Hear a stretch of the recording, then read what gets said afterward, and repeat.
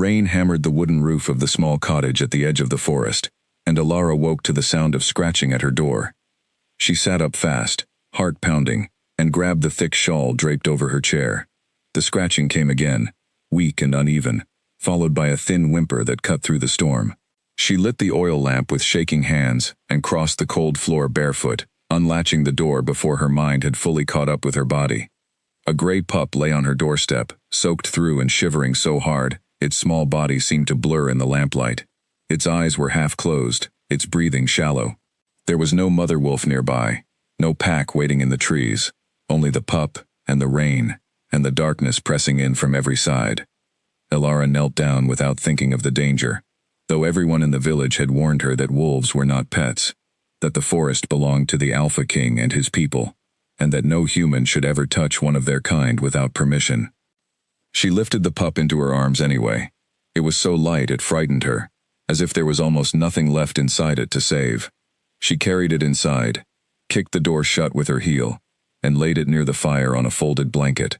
Its fur was matted with mud, and there was a thin cut along its side that had not been tended in days. Alara had learned healing from her grandmother, who had learned it from her mother before her, but nothing in those lessons had prepared her for the responsibility now shaking in her hands. She warmed water over the fire and mixed in crushed herbs, the same blend she used for injured foxes and birds that villagers sometimes brought to her, though never a wolf. Wolves were different. Wolves were the blood and bone of the kingdom itself, shapeshifters who ruled the land beyond the village, under a king whose name alone made grown men lower their eyes. Alara had never seen the Alpha King in person, only heard stories, the kind that mothers used to keep children close to home at night. They said he had not smiled since his mate died years ago. They said his patience for weakness had died with her. The pup twitched under the warm cloth Alara pressed to its side. Its tiny paws kicked once, twice, as though it were dreaming of running. She whispered to it the way she whispered to every frightened creature that came through her door, soft words that meant nothing and everything at once. "You are safe now. You are safe. Stay with me." Hours passed. The storm outside did not weaken, but the pup's breathing slowly steadied. By the time the first gray light of morning touched the window, its chest rose and fell in a calm, even rhythm, and its small body had stopped trembling. Alara sat back on her heels, exhausted, and allowed herself to smile for the first time since she had opened that door. She did not know it yet, but that single storm-soaked night would change the shape of her entire life. By midday, word had already begun to spread through the village that the healer at the forest's edge had taken in a wolf pup. Some said it was foolish. Others said it was dangerous. An old woman named Mira, who ran the small market stall nearest Alara's cottage, arrived with a basket of bread and a face full of worry. "You cannot keep something that belongs to the king's territory," Mira said, setting the basket on the table and glancing nervously at the sleeping pup by the fire. "If his wolves find out you have one of their young, they may not be as gentle as that little creature looks." "It was left at my door," Alara said, "alone, dying. What was I supposed to do, Mira? Walk past it and let it freeze?" Mira sighed, the kind of sigh that carried both affection and exasperation. "I am only saying be careful. The Alpha King does not forgive mistakes easily, not since Sable." Alara had heard the name before, always spoken carefully, always followed by silence. Sable had been the king's mate, beautiful and beloved, and her death years ago had changed him from a strong but fair ruler into something colder, something the villagers spoke of only in hushed voices when the sun went down. No one knew the full story of what had happened, only that the king had not taken another mate since, and that his patrols had grown stricter, his laws harsher, his temper shorter. "I am not afraid of him," Alara said, though the words felt braver than she actually was. Mira gave her a long look, then glanced at the pup again, its little chest rising and falling peacefully. "Just be careful," she repeated, softer this time. "That is all I ask." After Mira left, Alara sat beside the pup and studied it more closely in the daylight. Its fur, once matted with mud, had dried into a soft charcoal gray, and its ears, too large for its small head, twitched every time a bird called outside the window. There was something in the shape of its face, something almost thoughtful, that made Alara pause. She had cared for injured animals for years, but she had never seen one look at her quite the way this pup did when it finally opened its eyes fully. blinking up at her with a gaze that felt far older than its tiny body. "What were you doing out there all alone?" she murmured, more to herself than to the pup. "Where is your mother? Your pack?" The pup made no answer, of course, only pressed its nose weakly against her palm, and something in that small gesture settled deep into Alara's chest, a warmth she had not expected and could not name. 3 days later, the pup was strong enough to stand, then to wobble a few steps across the cottage floor, then to yip in frustration when its legs gave out beneath it. Alara laughed for the first time in weeks, watching it try again and again, refusing to give up despite each small failure. She began calling it Ash, for the gray of its fur, and it responded to the name almost immediately, as though it had simply been waiting for someone to give it one. She did not expect, when she opened her door on the 4th morning to fetch water from the well, to find a fully grown wolf sitting several paces from her cottage, watching her with sharp silver eyes. Alara froze, the bucket slipping slightly in her grip. The wolf did not move to attack. It did not growl or bare its teeth. It simply sat, tail curled around its paws, studying her the way a soldier might study unfamiliar terrain before deciding whether it was safe to cross. Its fur was a deep, near-black color, and its eyes held an intelligence that made the fine hairs on Alara's arms rise. "I mean no harm," she said carefully, setting the bucket down slowly. "The pup inside, Ash, I found him abandoned in the storm 4 nights ago. I only wanted to help him." The wolf tilted its head, an almost human gesture, then rose to its feet and moved toward her with slow, deliberate steps. Alara held perfectly still, her pulse hammering in her throat, until the wolf stopped just a few feet away and lowered its head briefly, almost like a bow. Then it turned and vanished back into the tree line without a sound. Alara stood there for a long moment, staring at the space where the wolf had disappeared, her heart still racing. She did not understand what had just happened, only that something had shifted, some invisible thread now connecting her small cottage to the vast and dangerous world of the Alpha King's territory. She did not know that the wolf she had just faced was one of the king's most trusted scouts, a wolf named Fenwick, sent to observe the human woman who had taken in one of the territory's lost pups. She did not know that Fenwick would return to the king's stone hall that same evening and describe, in careful detail, everything he had witnessed. And she certainly did not know that somewhere deep within that hall, a king who had not shown genuine interest in anything for years would listen to that report in complete silence, then ask a single question that surprised even himself. Is she gentle with all of them, or only the ones that live? That night, as Alara settled into bed with Ash curled against her side for warmth, she thought about the black wolf's strange, almost respectful bow, and she wondered, not for the first time, what exactly she had gotten herself into. Outside, the forest was quiet, the storm long past, but somewhere beyond the trees, decisions were being made that would soon bring far more than one pup to her door. She fell asleep with Ash's small heartbeat steady against her palm, unaware that this was only the beginning. 2 weeks passed in a rhythm Alara had almost begun to trust. Ash grew stronger every day, chasing his own tail across the cottage floor, tumbling over roots in the small garden out back, learning to trust the sound of Alara's voice calling him in for the night. She had started to believe that the strange visit from the black wolf had been a single, unrepeated event, a warning perhaps, or simple curiosity now satisfied. She was wrong. On the 15th morning, she found a second pup waiting at her door, this one smaller than Ash had been, its fur a pale golden brown, its ribs visible beneath thin fur. There was no storm this time, no obvious explanation for how it had come to be there, only the pup itself, silent and frightened, and a single set of large paw prints leading away into the trees. Alara's breath caught as understanding began to dawn. This had not been an accident. Someone, or something, had carried this pup here on purpose. She scooped the small golden pup into her arms, feeling its ribs shift beneath thin skin, and carried it inside, where Ash immediately trotted over, sniffing curiously at the newcomer, before pressing close against Alara's leg, as if to claim his place first. She smiled despite the worry knotting in her stomach, and set to work preparing warm broth, the same recipe she had used weeks earlier, her hands moving with practiced calm, even though her mind raced with questions she could not answer. Who was leaving these pups? Why her cottage, out of every home in the region? And why had that black wolf, the one with the sharp silver eyes, bowed to her, as though acknowledging something she did not yet understand.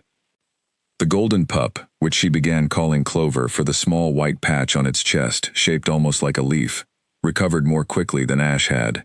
Within a week it was running circles around the garden, nipping at Ash's tail, tumbling into the flower beds Alara had spent years cultivating. She found she did not mind the destruction nearly as much as she should have. There was a kind of joy in watching two creatures who should have died alone in the forest, instead grow strong and playful under her roof. But the questions did not fade. If anything, they grew louder with each passing day. She began asking around the village, carefully, so as not to draw too much suspicion. She spoke with the blacksmith, who had once done work for a passing trader that dealt with the king's court, and he told her only that the Alpha King kept his affairs close, that even his own council rarely knew his full mind.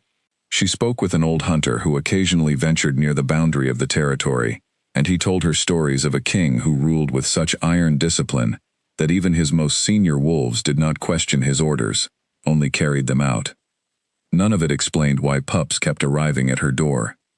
On a quiet evening nearly 3 weeks after Ash had first appeared, Alara sat on her porch step, watching the sun sink behind the tree line, Ash and Clover wrestling happily in the grass before her.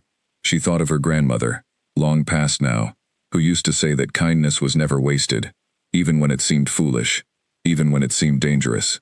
Her grandmother had spent her whole life tending to creatures no one else wanted, healing wings and legs and broken trust, asking for nothing in return. Alara liked to believe she had inherited more than just the knowledge of herbs and bindings. She liked to believe she had inherited that same stubborn, unshakable belief that every living thing deserved a chance.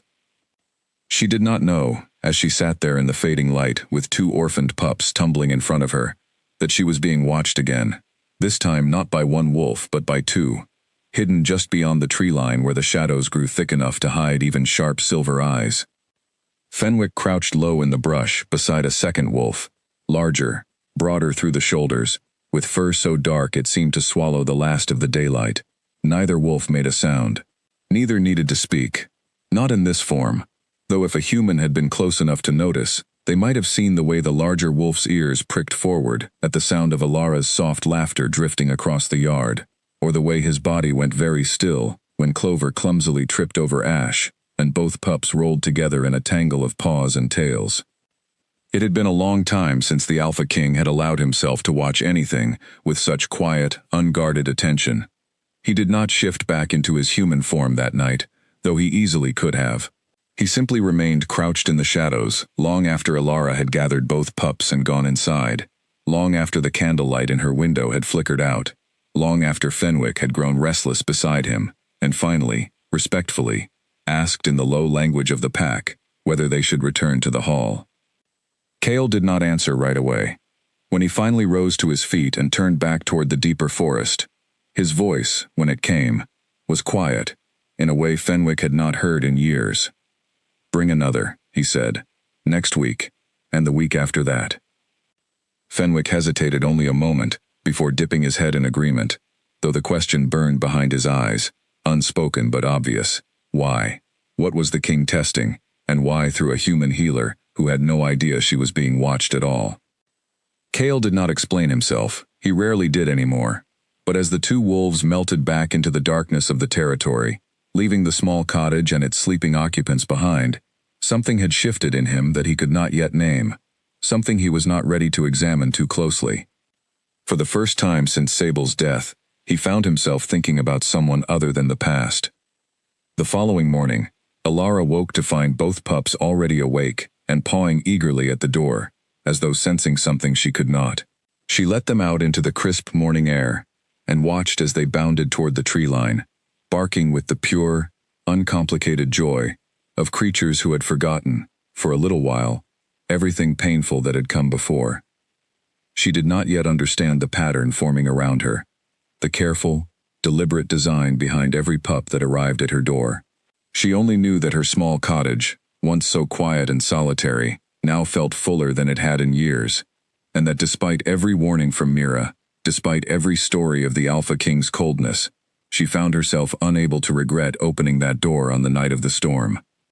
Somewhere beyond the trees, in a stone hall built from centuries of pride and grief, The Alpha King sat alone on his throne, long after his council had retired for the night, turning over a decision in his mind that would soon change far more than one healer's quiet life. He had lost count of how many years it had been since he allowed himself to want anything beyond duty and vengeance. But something about the woman who knelt in the mud without hesitation to save a dying pup had cracked open a door he had believed permanently sealed. He was not yet ready to walk through it, but he could no longer pretend it did not exist. Back at the cottage, the days settled into a new and busy rhythm. Elara rose earlier than before, tending the garden, feeding Ash and Clover, then spending her afternoons at the small table by the window mixing salves for the villagers who still came, despite their nervous glances at the two wolves now living openly beside her hearth. Mira visited often, bringing bread and gossip in equal measure, and though she never stopped worrying aloud about the danger of harboring the king's creatures, she also could not help softening every time Clover flopped onto her feet, demanding attention. One afternoon, a young boy from the village arrived at Elara's door, with a bruised wrist from a fall out of a tree, and while she worked to set the small bones straight, he stared wide-eyed at Ash and Clover sleeping in a patch of sunlight near the fire. "Are they truly the king's wolves?" the boy asked, wincing as she tightened the wrap around his wrist. "They were born in his territory," Elara said carefully. "But right now, they are simply mine to care for." The boy considered this with the serious expression only children seem capable of. "My father says the king has no kindness left in him. He says the king let his own mate die and never forgave himself, and now he is cruel to everyone because of it." Elara paused, her hands stilling on the bandage. She had heard variations of this story a dozen times since Ash first arrived, each telling slightly different, each one shaping the Alpha King into something more monstrous than the last. But she found herself, for reasons she could not fully explain, doubting the harshest versions. A cruel man did not send his most trusted wolves to quietly observe a healer for weeks without ever showing himself. A cruel man did not choose gentleness, even in secret, even through pups too young to know they were being tested. "Perhaps," she said slowly, tying off the bandage, "grief and cruelty are not always the same thing." The boy did not seem convinced, but he thanked her and left with a small piece of honeyed bread from her kitchen, and Elara returned to her chair by the fire, watching Ash's ear twitch in his sleep, turning the boy's words over in her mind long after the sun had set.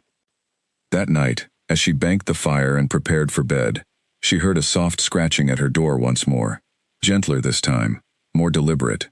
Her pulse quickened, memories of that first stormy night rushing back all at once. She crossed the room and opened the door slowly, lamp raised, half expecting another trembling pup on her doorstep. Instead, she found the black wolf with the silver eyes sitting calmly a few paces away, and beside him, nestled carefully against his flank, a third pup, this one so still and quiet that for one terrible moment Elara feared it was already gone.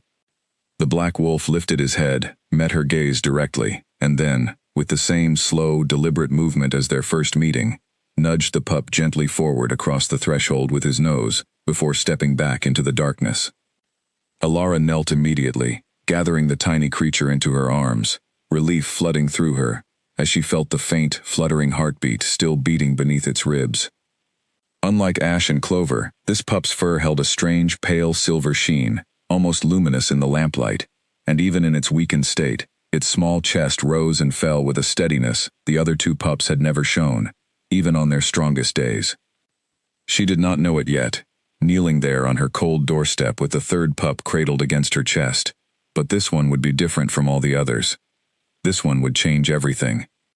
She carried it inside, laid it gently by the fire between Ash and Clover, who both stirred and pressed close, as if sensing the newcomer needed warmth more than curiosity, and Elara sat beside them long into the night, watching the strange silver pup breathe, unable to shake the feeling that something important, something far larger than herself, had just quietly stepped into her small and simple life.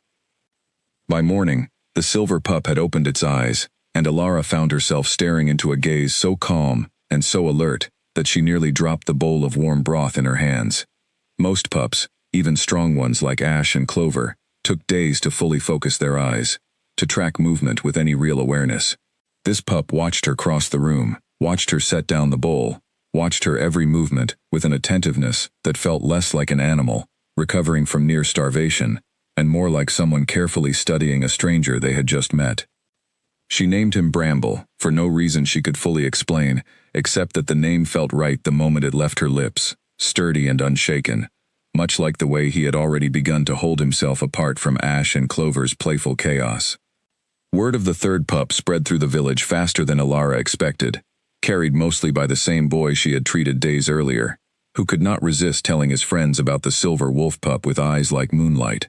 By the time Mira arrived that afternoon, half the village already believed Alara's cottage had become some kind of sanctuary for the king's forgotten creatures, and opinions on the matter split sharply down the middle. 3 pups now, Mira said, setting her basket down with more force than necessary. Alara, this is no longer a coincidence you can explain away.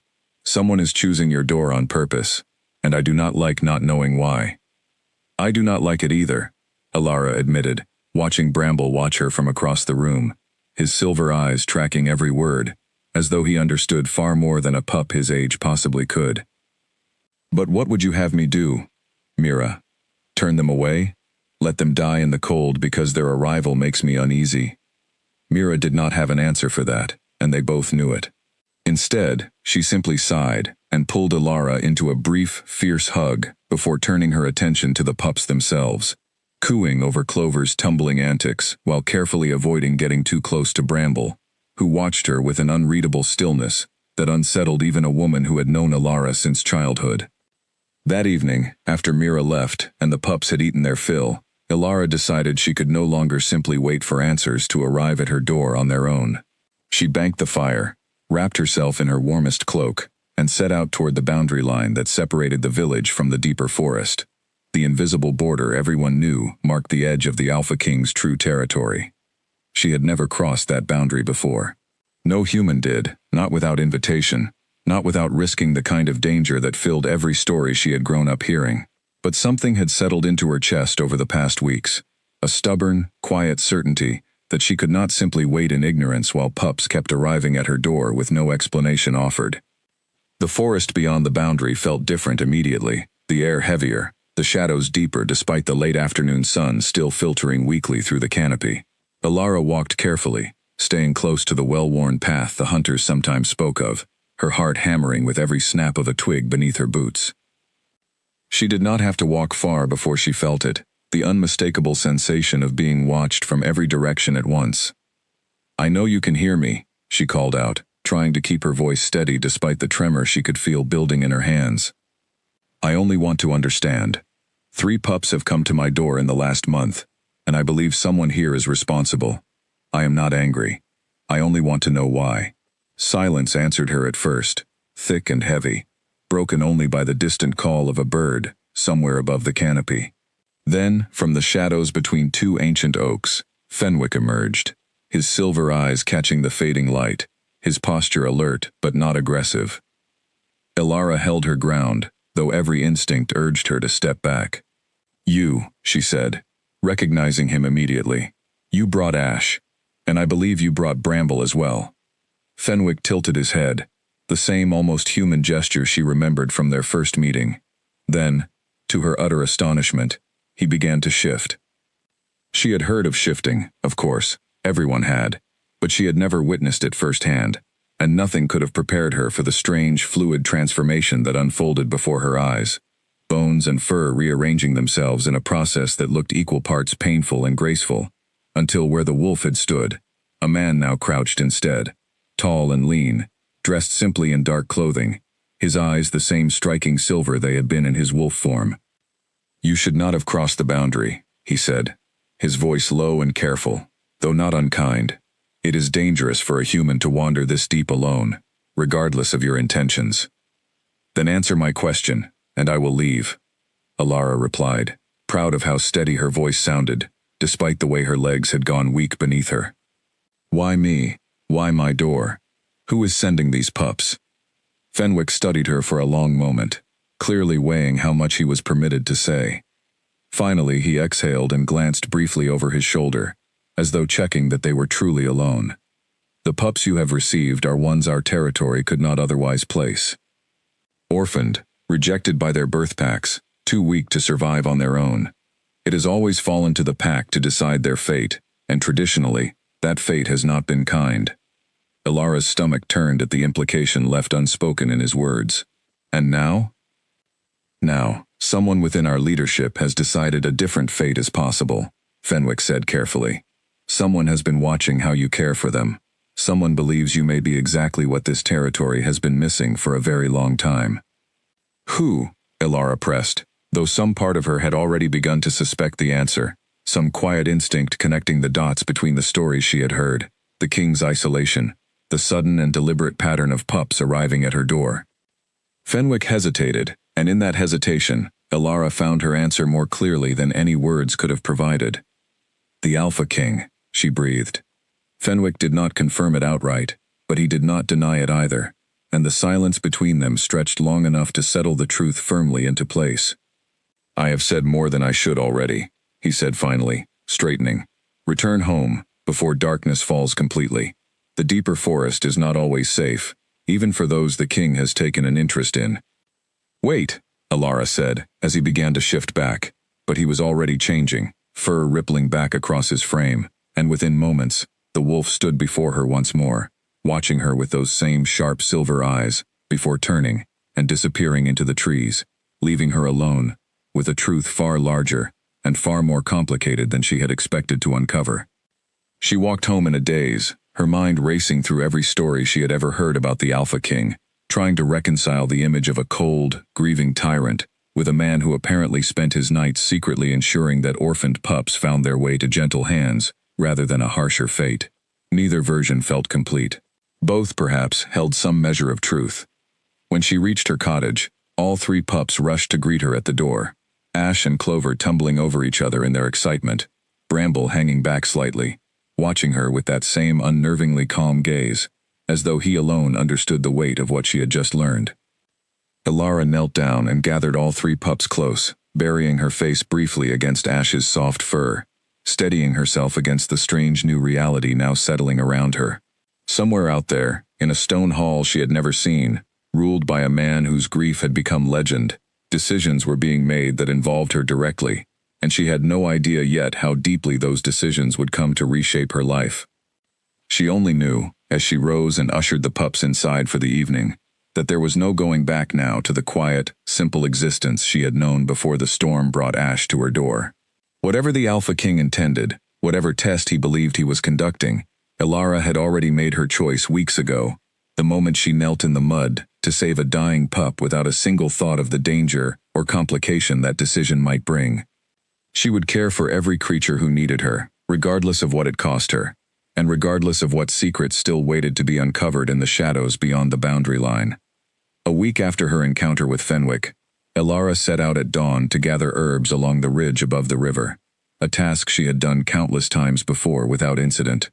The morning air was crisp and clean, birds calling from the branches overhead, and for a little while she allowed herself to forget the strange revelations of the past weeks, and simply enjoy the quiet rhythm of familiar work. She was halfway down the rocky slope toward the riverbank when she heard it, a low, pained growl coming from a cluster of thick brush near the water's edge. Her first instinct was caution, every warning she had ever heard about the territory rushing back at once. But beneath the growl she heard something else, a note of genuine distress that overrode her fear entirely.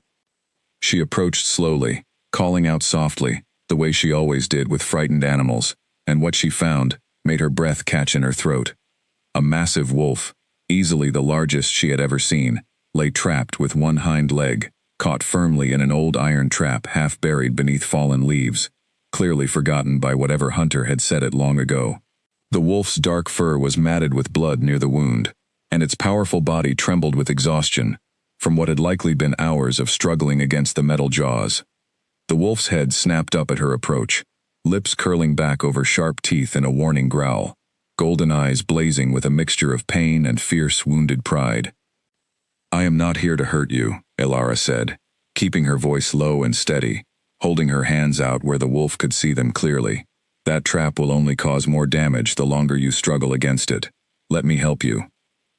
The wolf's growl deepened, but Ilara noticed something else beneath the aggression, a flicker of something almost like recognition in those striking golden eyes. though she could not have said why the thought crossed her mind. She had never seen this wolf before, of that she was certain. And yet something about his bearing, even wounded and trapped, radiated an authority she had never encountered in any creature, human or wolf. She crept closer, inch by careful inch, murmuring softly the entire time, the same wordless reassurances she had used on Ash during that first terrifying night. The wolf's growling slowly quieted, though his muscles remained coiled and tense, watching her every movement with sharp, unwavering focus. When she finally knelt beside the trap, close enough to examine the mechanism, the wolf went utterly still, as though holding his breath, though Alara barely registered the strangeness of that stillness in her focus on the task at hand. The trap's spring mechanism was old and rusted, but she had freed animals from similar devices before, and her fingers worked with practiced precision, prying the metal jaws apart just enough to release the pressure without causing further injury. The moment the trap released, the wolf let out a low, relieved breath and pulled his leg free, though he did not immediately retreat as she expected. Instead, he remained where he was, watching her with those same intense golden eyes as she reached into her satchel for the salve she always carried, applying it gently to the wound, despite every instinct screaming that this was far too dangerous, that no wild wolf should tolerate a human's hands so close to an open injury. "You are lucky," she murmured, working carefully. "A little longer in that trap, and you would have lost the leg entirely, perhaps more." The wolf made a low sound in his throat that was not quite a growl, and not quite anything Alara could name, and when she finally sat back to examine her work, she found him staring at her, with an expression so intent, so searching, that a strange shiver ran down her spine, despite the warmth of the morning sun. "You should rest before moving too much," she said, gathering her things slowly, trying to ignore the way her heart continued to race, even now that the danger seemed to have passed. "I will leave you in peace." She rose, and began walking back up the ridge, glancing back once, to find the wolf still watching her, unmoving, before he finally turned and limped carefully into the tree line. Alara continued home, with her basket only partially filled, her mind consumed entirely by the strange encounter, unable to shake the feeling that something significant had just occurred, though she could not have explained why a simple act of kindness toward an injured wolf felt so different from every other rescue she had performed over the years. What she did not know, could not have known, was that the wolf she had freed that morning was the Alpha King himself, who had taken to wandering closer to her cottage, in his wolf form, more frequently than even Fenwick realized. Drawn by a curiosity he refused to name, even to himself. The trap had been old, forgotten, exactly the kind of hazard a king who prided himself on knowing every inch of his territory should have avoided easily. He told himself later that exhaustion from sleepless nights had dulled his senses. He did not allow himself to consider that perhaps some part of him had wanted an excuse, however dangerous, to be close enough to see her again without the careful distance he had maintained until now. Cale returned to his stone hall that afternoon, walking with a slight limp he refused to explain to his counsel, his mind consumed entirely by the memory of gentle hands working carefully over his wound, of a voice that had spoken to him with more genuine warmth than he had heard directed his way in years, unaware that she was addressing her king rather than an ordinary wolf. That evening, Fenwick found him standing alone at the window of his private chamber, staring out toward the distant edge of the territory, where a single small light flickered in a cottage window. "You went to see her yourself," Fenwick said quietly, not quite a question. Cale did not turn from the window. "I did not intend to be seen. And yet you were injured, helped, by her own hands."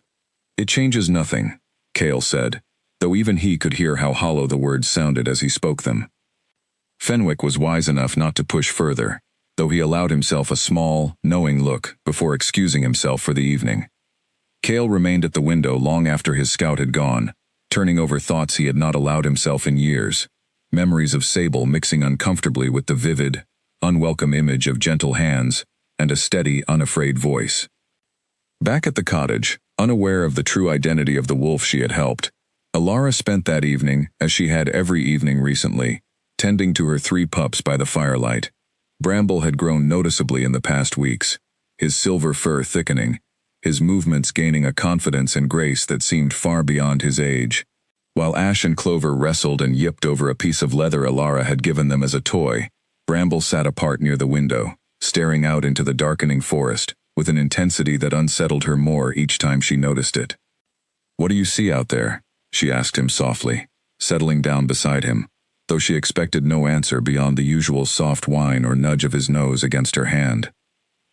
Instead, Bramble turned his head and looked directly into her eyes, holding her gaze for a long, uncomfortable moment, before finally looking back toward the window, and Alara felt, not for the first time, the strange and growing certainty that this particular pup was far more than he appeared to be. She did not yet understand how right that instinct truly was, or how soon the truth of Bramble's origin would come crashing into her carefully rebuilt life. But as she banked the fire and settled the 3 pups for the night, she found herself watching the silver pup a little longer than the others, a quiet unease settling into her chest that she could not quite shake, even as sleep finally claimed her. The attack came on a night Alara least expected it, nearly a month after Bramble's arrival, when the 3 pups had grown comfortable enough in their routine that she had begun to let them play in the garden unsupervised for short stretches, while she prepared dinner inside. She had just set a pot over the fire when a sound split the evening quiet, sharp and vicious, entirely unlike the playful yips and barks she had grown accustomed to hearing from the yard. She dropped the wooden spoon and rushed outside, her heart lodging in her throat at the sight that greeted her. 2 rangy wild wolves, neither belonging to any pack she recognized, had cornered Ash and Clover against the garden fence, teeth bared, clearly intent on far worse than mere intimidation. These were not territory wolves following any code of conduct. Their matted fur and hollow, desperate eyes spoke of animals who had been pushed beyond the edges of civilized behavior by hunger and exclusion, the kind of rogue creatures every village feared, precisely because they answered to no king, no law, no restraint. Alara froze for one terrible heartbeat, torn between the instinct to run forward and the certainty that she had no way to fight off 2 grown wolves with her bare hands. But before she could take a single step, Bramble moved. He shot forward from where he had been sitting near the garden's edge, placing himself directly between the larger wolves and his terrified packmates, his small body trembling with a fury that seemed entirely too large for his young frame. He did not run. He did not cower. He planted his paws firmly in the dirt and released a snarl so fierce, so commanding, that both rogue wolves actually paused, taken aback by the sheer audacity of a pup barely more than a few months old, standing his ground against them. "Bramble, no!" Alara screamed, finally breaking free of her shock and sprinting forward, grabbing the nearest heavy object she could find, an old iron poker leaning against the woodpile, brandishing it as she ran. One of the rogue wolves lunged at Bramble, and for one horrifying instant, Alara believed she was about to watch the small pup be torn apart before her eyes. But Bramble moved with a speed and precision that defied everything she understood about a pup his age, twisting aside at the last possible moment and driving his small teeth into the attacking wolf's foreleg, with enough force to draw a genuine yelp of pain and surprise. Alara reached them a heartbeat later, swinging the iron poker in a wide arc that connected solidly with the second wolf's flank, sending it stumbling backward with a startled snarl. She placed herself protectively in front of all 3 pups now, poker raised, screaming at the top of her lungs for the wolves to leave, every ounce of fear transformed into fierce, protective rage. For a tense moment, the 2 rogue wolves seemed to consider pressing the attack despite the unexpected resistance. Then, from the tree line, a chorus of low, powerful growls erupted, and 3 territory wolves burst into the clearing, led by Fenwick himself, teeth bared and postures radiating a lethal authority that sent the rogue wolves scattering immediately into the darkness, yelping in retreat.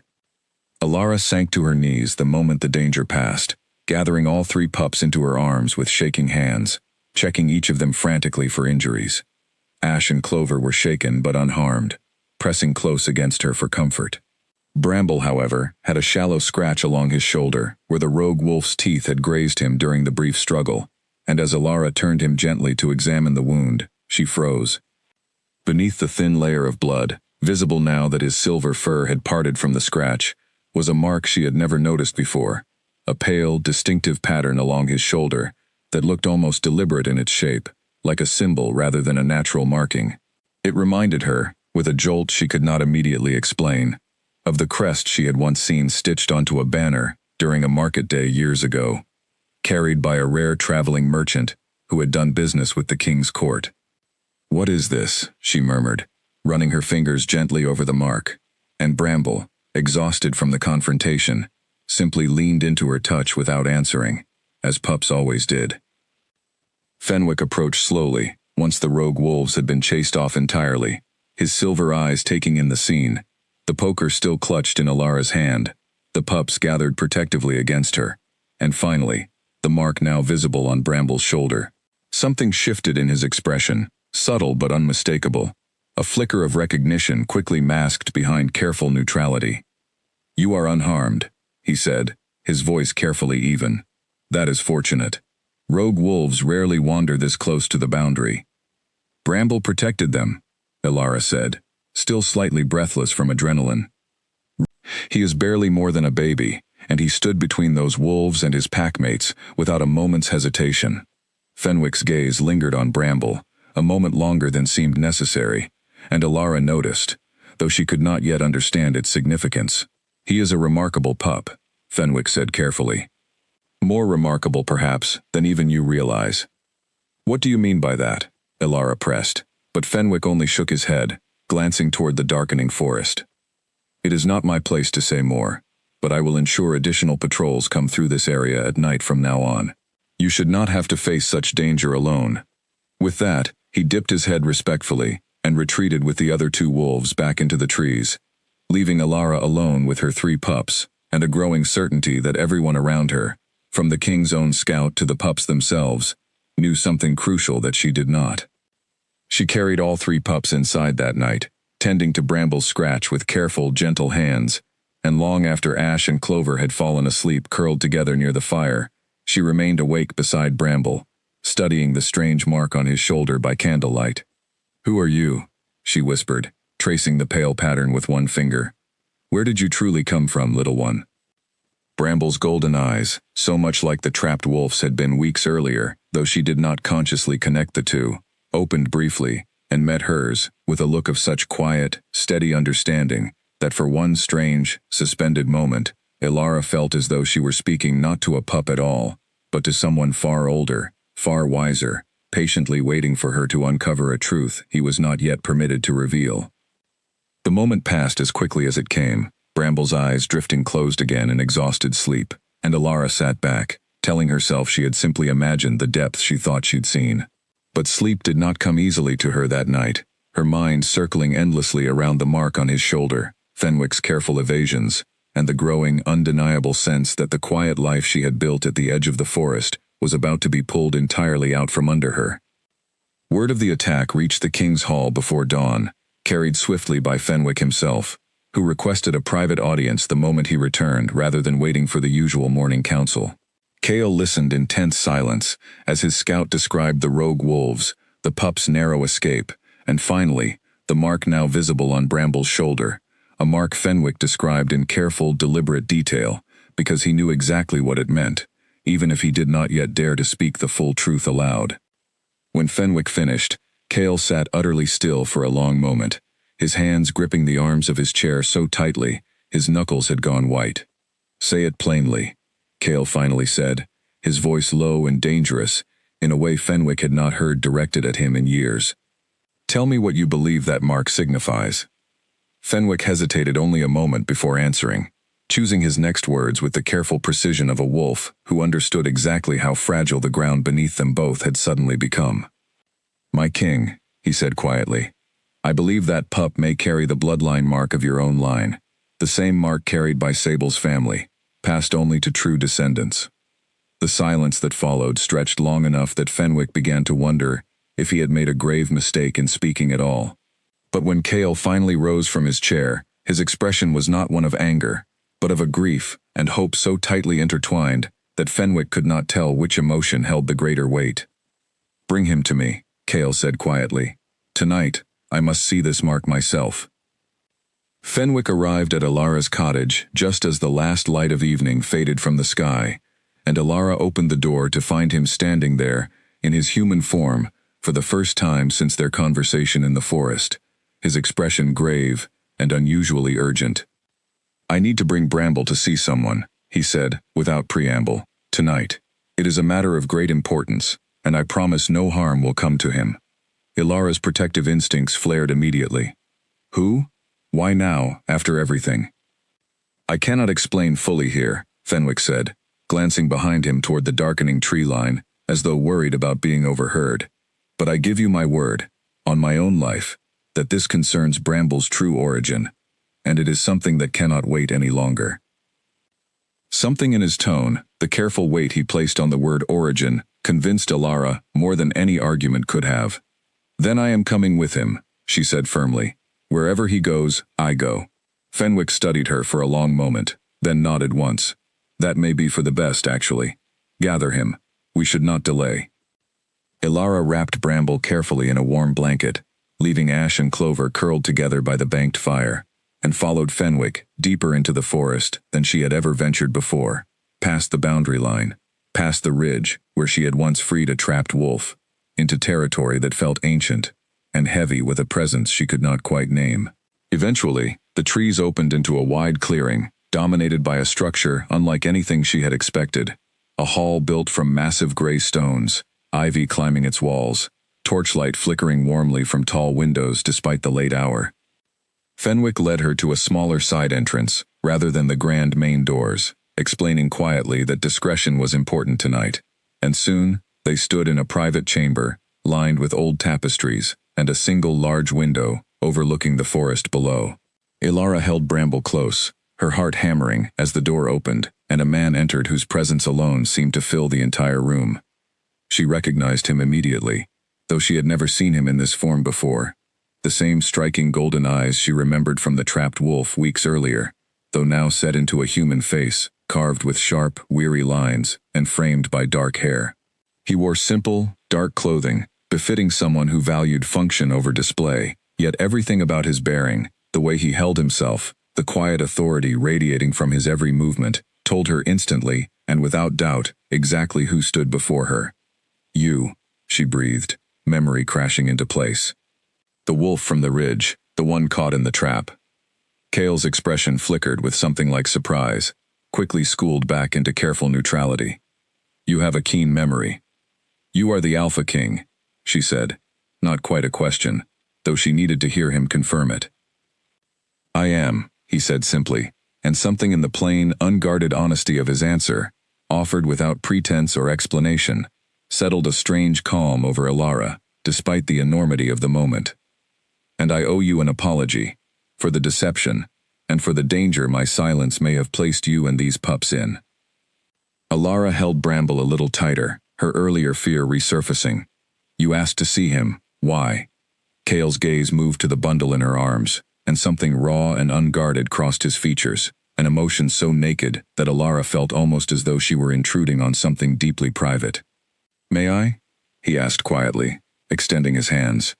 She hesitated only a moment, before carefully passing Bramble over, watching closely, as Kale cradled the pup with a gentleness that seemed at odds with everything the village stories had told her about a cold, merciless ruler.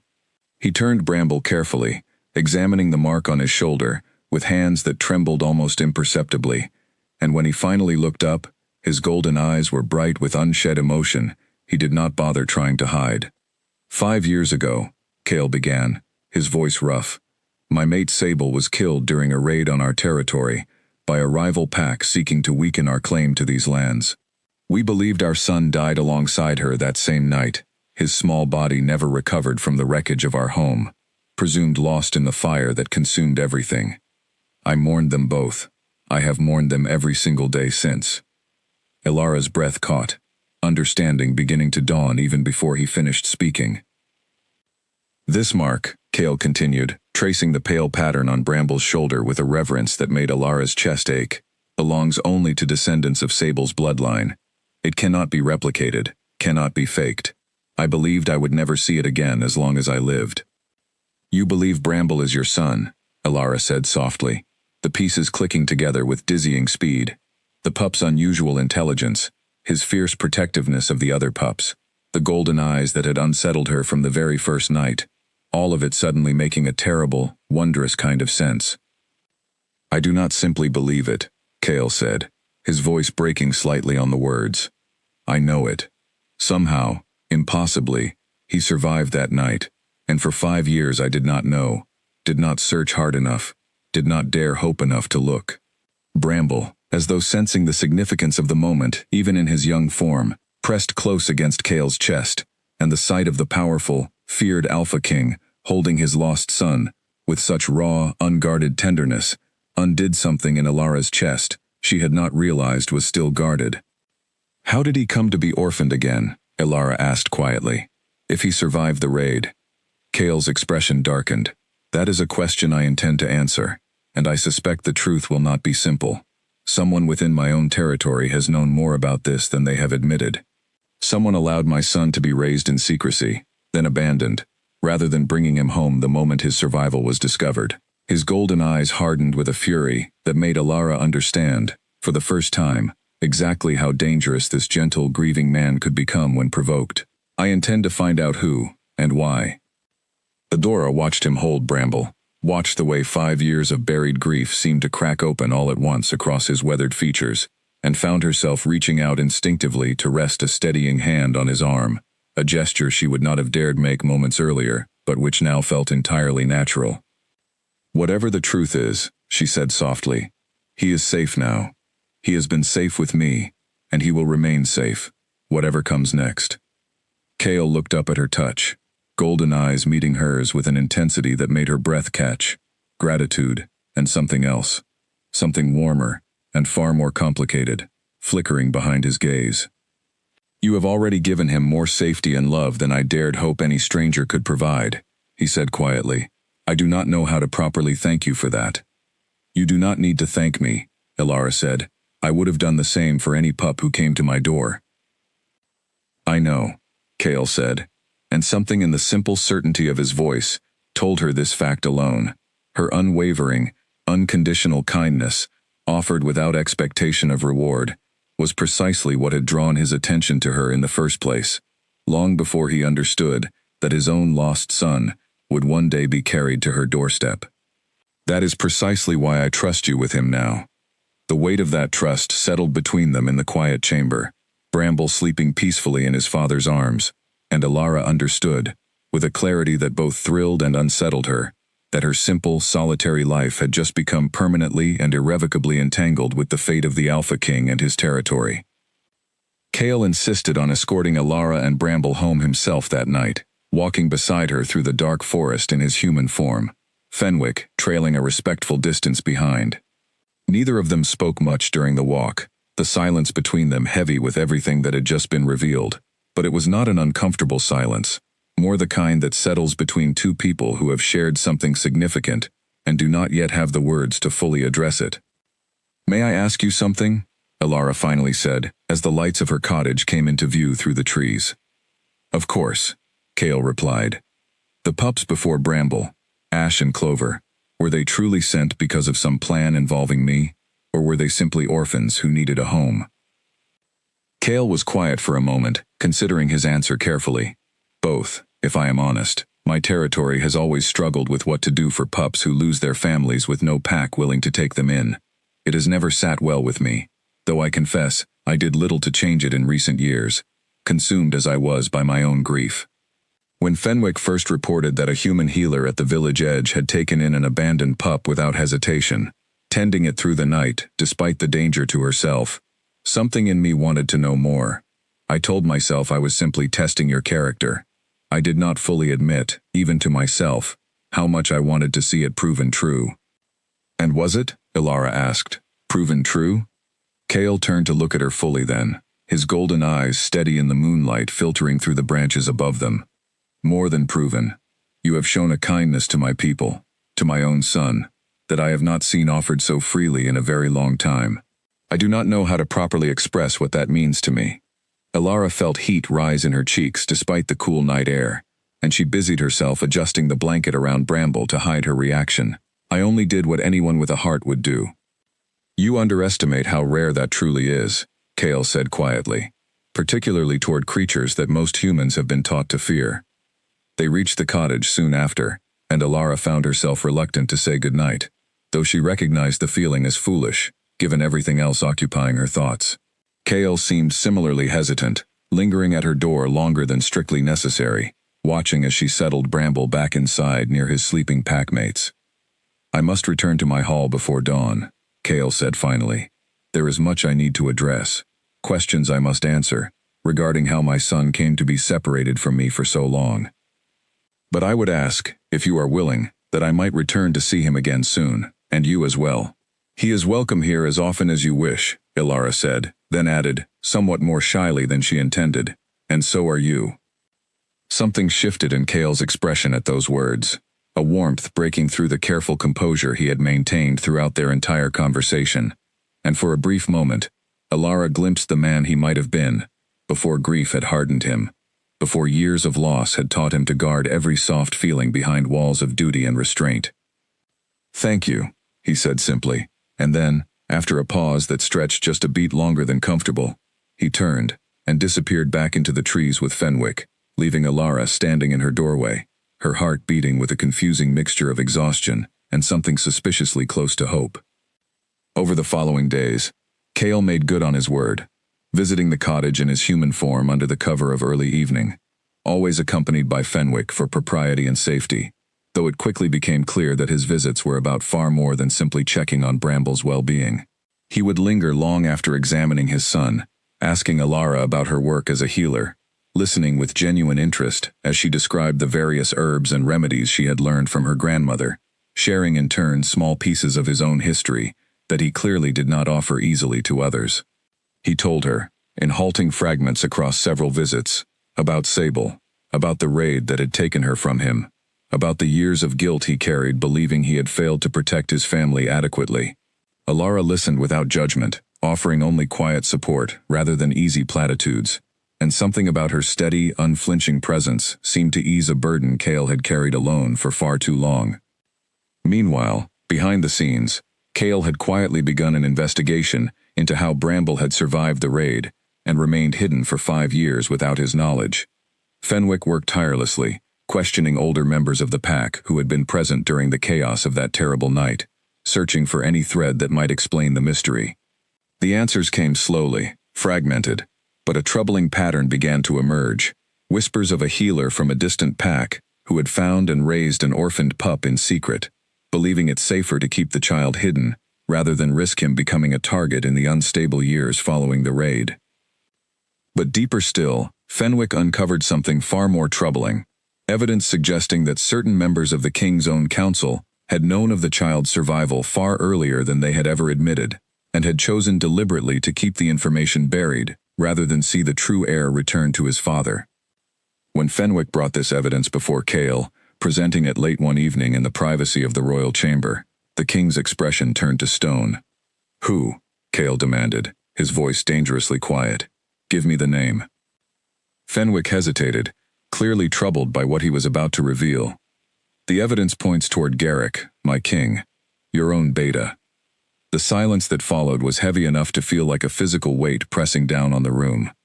Garrick had served as Kale's second-in-command for over a decade, trusted with matters of the highest importance, present at nearly every council meeting since long before Sable's death. The betrayal, if proven true, would cut far deeper than simple political maneuvering. "Are you certain?" Kale asked finally, though something in his tone suggested he already suspected the answer, pieces of long, unexplained decisions and strange hesitations finally clicking into place with painful clarity. "I am certain enough to bring it before you," Fenwick said carefully. "Whether he acted out of ambition or some belief that he was protecting the pack from instability during your grief, I cannot yet say, but the evidence is difficult to interpret any other way." Kale turned to stare out the window toward the distant lights of the village, his jaw tight with barely restrained fury. "If Garrick has known my son lived all this time, and chose silence over reuniting us, there will be no place for him in this pack any longer, regardless of his years of service." "What would you have me do?" Fenwick asked quietly. "Watch him," Kale said, carefully, and without alerting him to our suspicions. "I want proof beyond doubt before I move against him, proof that will hold before the full council so there can be no claim of injustice or hasty judgment. But do not underestimate him, Fenwick. If he has kept a secret this significant buried for 5 years, he is far more capable, and far more dangerous than most of the council believes. Fenwick nodded gravely and departed to begin his careful surveillance, leaving Cale alone, with a fury and grief so tightly intertwined that he found himself, for the first time in longer than he could remember, wishing desperately for someone to simply sit beside him in the silence and share the weight of it.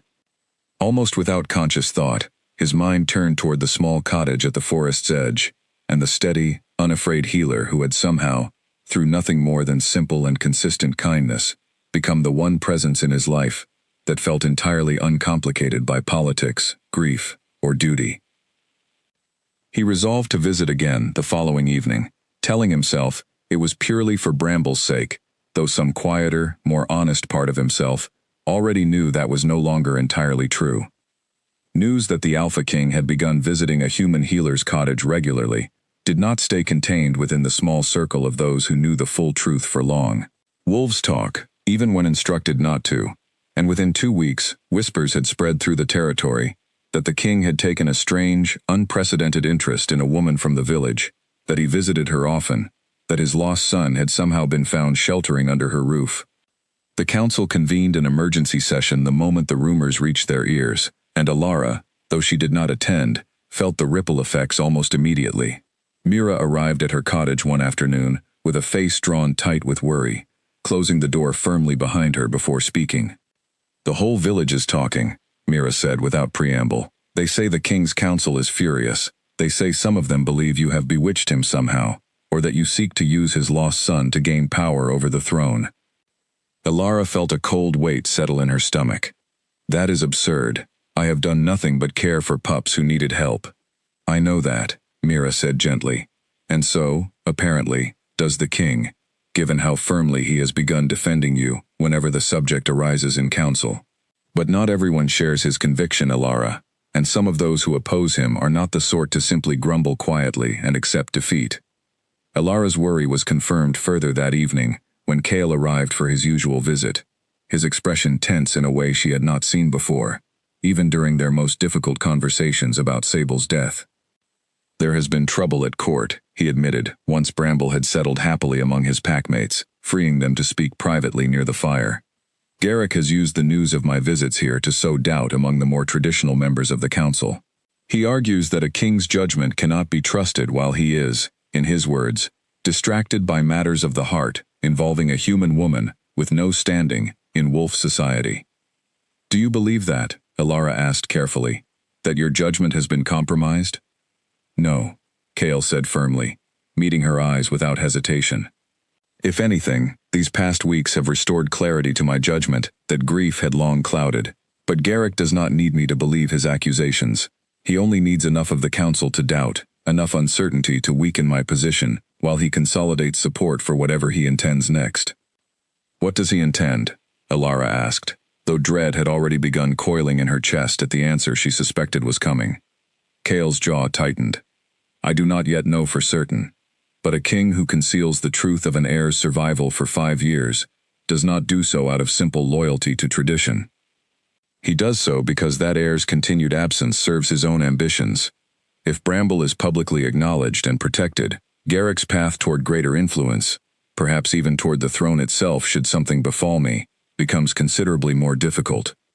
The implication hung heavy in the air between them, and Alara found herself instinctively glancing toward where Bramble lay curled peacefully with Ash and Clover, an innocent pup entirely unaware that his very existence now threatened the ambitions of a powerful and dangerous wolf. "Is he safe here?" Alara asked quietly. "Is any of this putting the pups in danger?" Cale's expression softened slightly at the genuine worry in her voice, though the tension did not fully leave his shoulders. "I have already increased patrols around your property, and Fenwick monitors the situation closely. But I will not lie to you, Alara. Garrick is cunning, and cornered men, wolves, do not always act rationally. I need you to remain vigilant, and to trust no one from the court who arrives here without Fenwick or myself present to vouch for them." "You have my word," Alara said, though the promise did little to ease the anxious knot tightening in her chest. Over the following days, small, unsettling incidents began accumulating that, taken individually, might have been dismissed as coincidence, but together, painted a picture that filled Alara with growing unease. A stranger was spotted lingering near the boundary of her property one evening, gone before Fenwick's patrol could investigate fully. Her garden, usually left untouched by wildlife thanks to the pup's presence, was found trampled one morning in a pattern that looked deliberate rather than accidental. And one night, she woke to find Bramble standing rigidly alert by the window, hackles raised, staring intently into the darkness beyond the glass, though when she checked herself, she saw nothing beyond ordinary shadows and swaying branches. She mentioned each incident to Cale during his next visit, watching his expression grow increasingly grave with every detail. "This is no longer simple political maneuvering," he said finally, pacing the small length of her cottage with barely contained frustration. "Someone is testing your defenses, probing for weakness. I should move you and the pups closer to the hall, where proper protection can be maintained. And abandon everything I have built here," Alara said, though she understood the practical wisdom of his suggestion, even as she resisted it. "My work, my patience in the village, the only home I have ever known?" "I would not ask it lightly," Cale said, stopping his pacing to face her directly, his golden eyes intense with a worry that went beyond simple political calculation. "But I could not bear it if something happened to you, or to the pups, because I failed to act with sufficient caution." The genuine fear in his voice, so different from the careful, guarded man she had first met freeing him from that trap, struck Alara deeply, and she found herself reaching out to take his hand without fully deciding to do so first. "Let us give it a little more time," she said gently. "If the danger grows more immediate, I will not be stubborn for stubbornness' sake. But I am not ready to abandon everything, simply because a frightened, ambitious wolf has decided to make threats from the shadows." Cale studied her for a long moment, something complicated moving behind his golden eyes, before finally nodding slowly. "Very well, but I will not relax my vigilance, and I ask that you do the same." That same night, unbeknownst to either of them, Garrick sat in his private chambers within the stone hall, receiving a whispered report from a wolf, loyal only to him, detailing everything the stranger had observed near Alara's property over the preceding days, the layout of her cottage, the timing of the patrols, the precise moments when her defenses were thinnest. "The king grows too attached to this arrangement," Garrick murmured to himself, once his informant had departed, staring into the flickering candlelight with calculating eyes. "If the boy remains under that human's protection much longer, claiming him publicly becomes inevitable, and my position becomes untenable." He rose and moved to his window, looking out over the sprawling territory he had helped govern faithfully, or so he told himself, for over a decade, weathering the king's grief and instability, with a patience he now believed entitled him to far greater reward than mere continued service as beta. "There is still time," he said quietly to the empty room, "to ensure that boy never sits upon that throne." Whatever plan had already begun forming in Garrick's mind, it was clear to anyone who might have witnessed his expression in that quiet chamber, that the danger threatening Alara's small, carefully rebuilt world had only just begun to reveal its true and dangerous shape. The attack, when it finally came, arrived not in the dead of night as Alara had feared, but in the deceptive calm of a bright, ordinary afternoon, precisely when caution felt least necessary. She had gone to the village to deliver a batch of remedies to an elderly patient, leaving the pups in the care of a young territory wolf named Corwin, one of Fenwick's most trusted subordinates, who had been assigned to watch over the cottage during her brief absences. It should have been a routine errand, no different from dozens she had completed safely over the preceding weeks. She returned less than 2 hours later to find the cottage door hanging open, splintered slightly at the frame, and her heart dropped into ice-cold terror before she even crossed the threshold. Inside, Corwin lay unconscious near the overturned table, a nasty gash along his temple, while Ash and Clover cowered together beneath the bed, whimpering with fright but otherwise unharmed. "No," Alara breathed, rushing to Corwin's side, relief flooding through her when she confirmed he was still breathing, though the wound needed immediate attention. She worked quickly, applying pressure and calling his name, and within minutes, his eyes fluttered open, disoriented but conscious. "2 wolves," he managed, wincing as he tried to sit up. "Strangers, not territory wolves. They came fast, faster than I expected. I fought, but there were 2 of them, and one grabbed the pup while the other kept me occupied. I am sorry, Alara. I failed you." You did not fail, Alara said firmly, though panic was clawing its way up her throat with every passing second. Which direction did they go? Corwin pointed weakly toward the northern tree line, and Alara was already moving before he finished speaking, shouting for someone, anyone, to send word to Fenwick and the king immediately, before sprinting out the door herself despite every instinct screaming that pursuing armed wolves alone was an act of pure recklessness.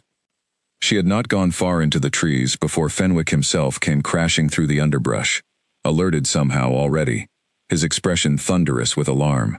They took him, Alara gasped, barely able to form words through her rising panic. Bramble, 2 strangers, heading north. Fenwick's nostrils flared as he caught a scent on the wind, and without another word he shifted, fur rippling across his frame in seconds, before taking off at a speed Alara could never hope to match on foot. She followed as best she could, stumbling over roots and fallen branches, her lungs burning, driven entirely by a desperate, animal fear for the small pup who had become, in a few short months, as precious to her as if he had been born beneath her own roof. She had covered perhaps half a mile when she heard it, the unmistakable sound of snarling and combat echoing through the trees ahead, and she pushed herself faster despite the stitch burning in her side, emerging finally into a small clearing where the scene before her stopped her cold. Kale, in his full wolf form, larger and more powerful than any wolf Alara had ever witnessed, had one of the kidnappers pinned beneath his massive paws, teeth bared in a display of controlled but unmistakable lethal intent. Fenwick circled the second attacker warily, both wolves clearly wounded but neither backing down, while a third territory wolf, Alara did not recognize, stood guard over a small, trembling bundle of silver fur, tucked protectively against a fallen log. Bramble! Alara cried, and the pup's head shot up immediately at the sound of her voice, struggling against clear exhaustion to scramble toward her. She scooped him into her arms the moment he reached her, checking frantically for injuries, finding only scrapes and terrified trembling rather than anything more serious, relief crashing through her so powerfully her knees nearly buckled. The confrontation between Kale and the pinned attacker resolved quickly, once the wolf realized escape was impossible, his body going still, in a posture of submission beneath the king's overwhelming force. Kale did not release him immediately, holding the position long enough to ensure absolute compliance, before finally shifting back to his human form, still positioned directly over the defeated wolf, his expression carved from pure, cold fury. "Who sent you?" Kale demanded, his voice carrying an authority that left no room for hesitation. The captured wolf, now human as well, a lean man with nervous, darting eyes, hesitated only a moment before the weight of Kale's stare broke his resolve entirely. "Garrick," he stammered. He promised protection, resources, if we could remove the pup quietly, before the council formally recognized his claim. He said it would be seen as an unfortunate accident, nothing more. No war, no bloodshed on the pack's account. Kale's expression, already dangerous, hardened further into something almost unrecognizable. "An unfortunate accident," he repeated quietly, the words heavy with barely restrained rage. "My own son."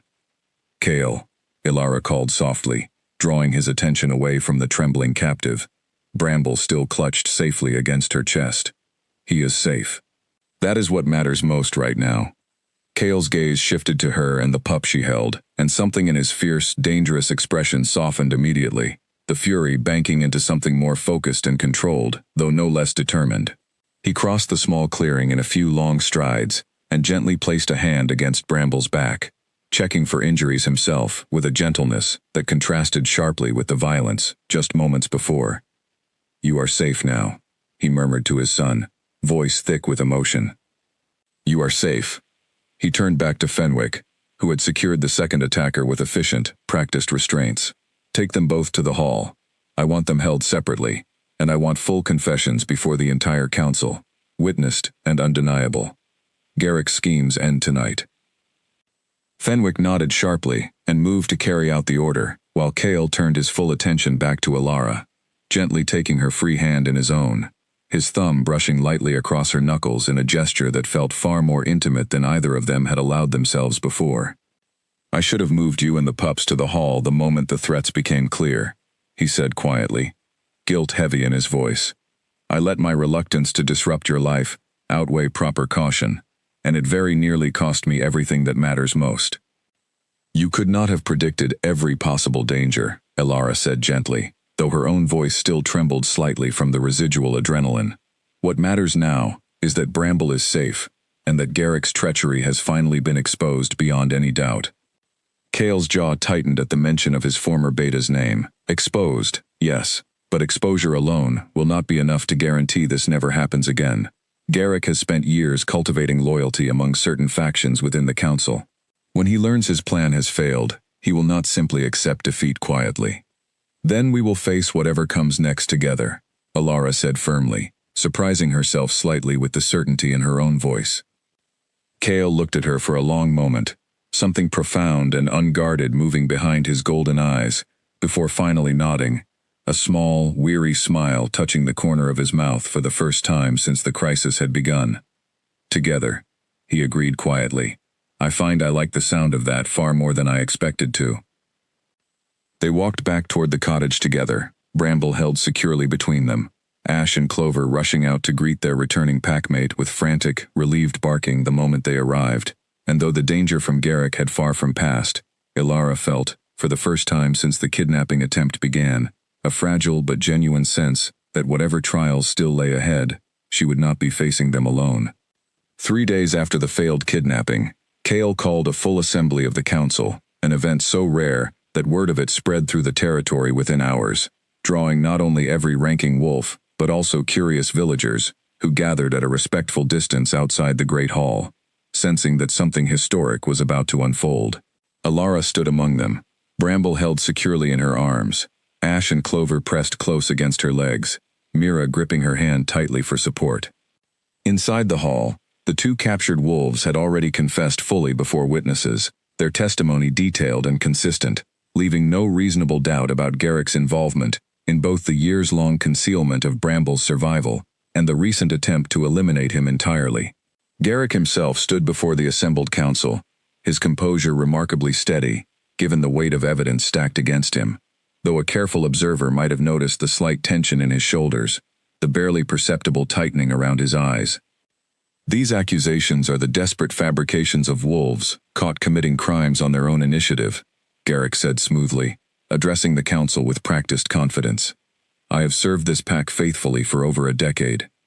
Why would I risk everything for such a reckless scheme? Because a returned heir threatens everything you have built in my absence from proper leadership, Cale said, rising from his seat at the head of the hall, his voice carrying easily across the silent chamber.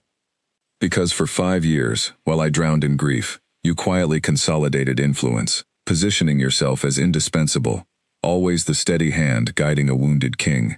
My son's return threatens that position entirely, does it not? Garrick's composure flickered, just slightly, before he recovered.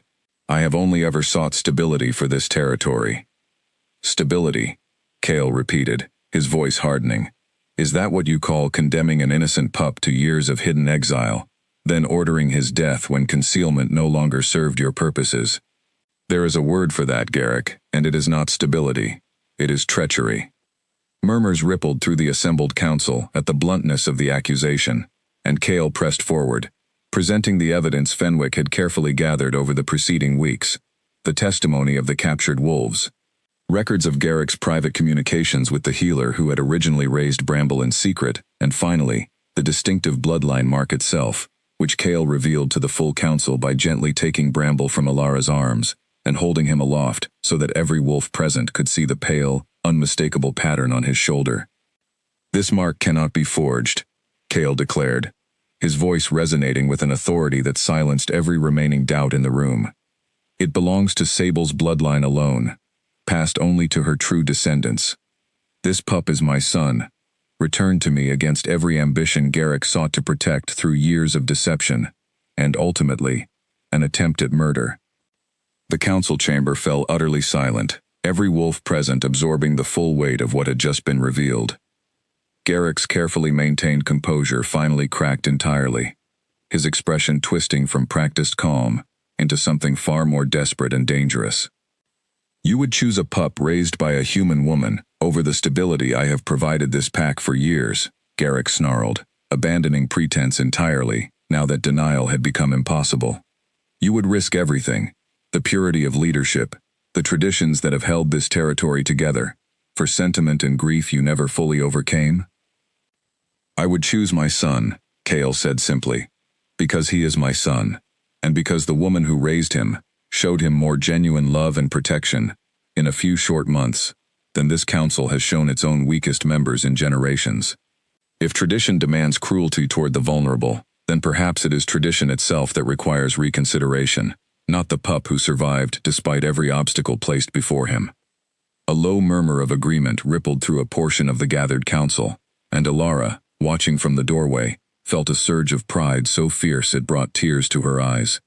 Garrick, sensing the tide turning irrevocably against him, made one final desperate move, lunging suddenly toward Cale, in an attempt to seize Bramble from his arms, perhaps hoping chaos might yet salvage some path to survival.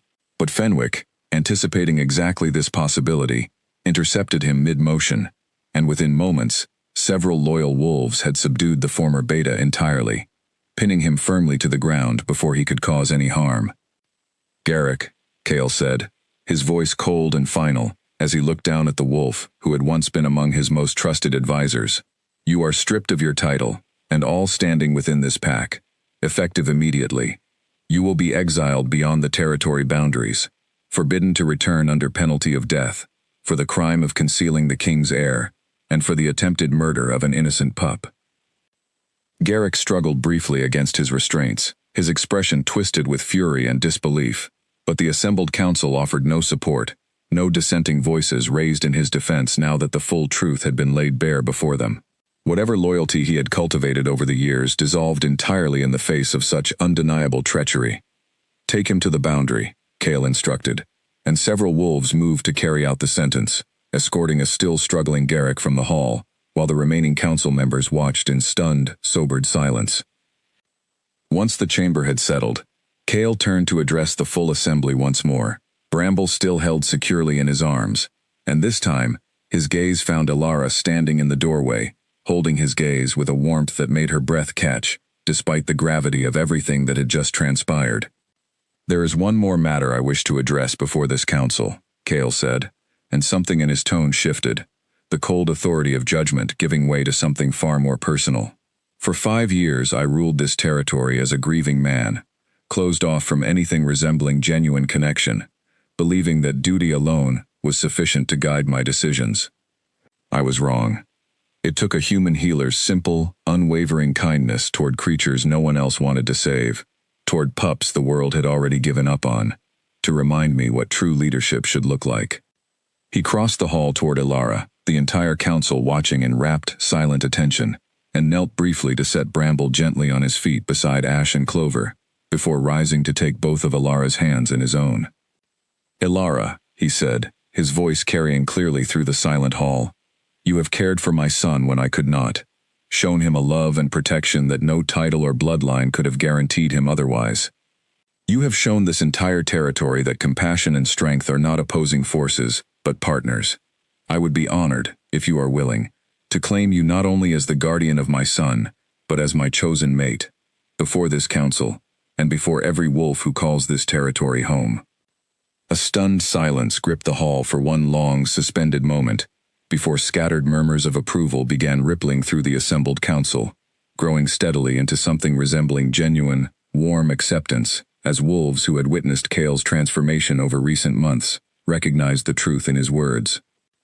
Alara, her heart pounding with an overwhelming mixture of joy and disbelief, found herself smiling through unexpected tears as she looked into the golden eyes of the man who had once been nothing more than a frightening legend whispered about in village stories, now standing before her, humbled and open, in a way she suspected very few had ever witnessed.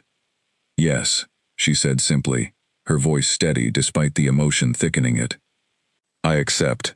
The hall erupted into a rare and genuine celebration, wolves and humans alike setting aside years of careful distance and suspicion, to acknowledge a moment that felt, to everyone present, like the true beginning of a new chapter for the entire territory, one built not on fear or rigid tradition, but on the kind of steady, unwavering kindness that had, against every expectation, changed the course of a kingdom.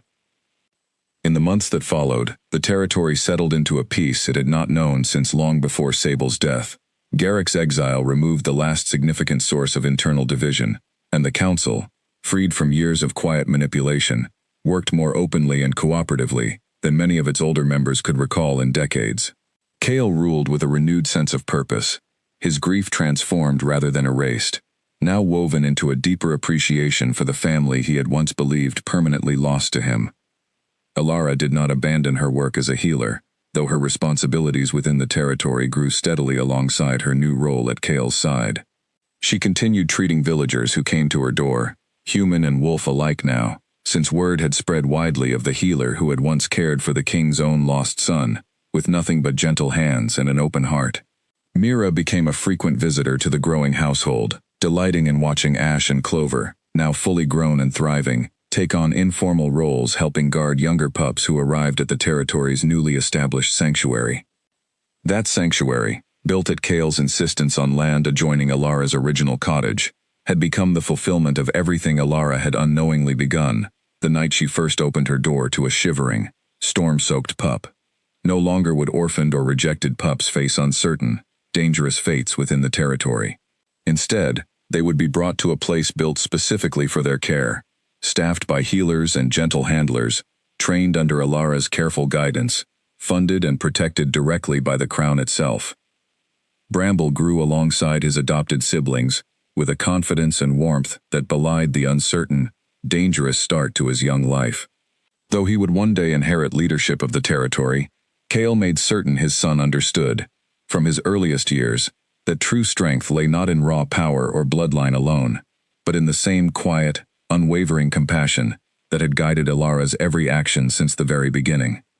One evening, nearly a year after the storm that had first brought Ash to her door, Alara stood on the porch of the sanctuary, watching the sunset paint the sky in brilliant shades of orange and gold.